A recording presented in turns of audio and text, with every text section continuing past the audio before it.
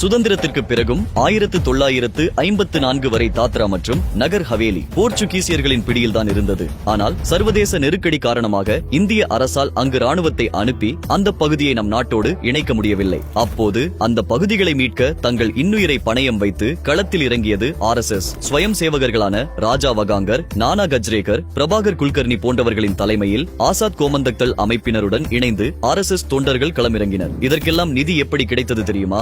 இசைக்குயில் லதா மங்கேஷ்கர் இந்த போராட்டத்திற்கான ஆயுதங்களை வாங்க இசை நிகழ்ச்சி நடத்தி நிதி திரட்டி உதவி புரிந்தார். 1954 ஆகஸ்ட் 2ஆம் தேதி பெரும் போராட்டத்தின் முடிவில் போர்ச்சுகீசியர்களை அடிபணிய வைத்து சில்வாசாவில் கம்பீரமாக நமது மூவர்ணக் கொடியை ஏற்றினார்கள் RSS ஸ்வயம் சேவகர்கள். தேசத்தின் ஒவ்வொரு அங்குல நிலத்தையும் காக்க தங்கள் உயிரை பணயம் வைத்த RSS தொண்டர்களின் வீரமும் இந்த தியாக வரலாறும் பாரதத்தின் அசைக்க முடியாத தேசபக்திக்கு உண்மையான சான்றாகும்.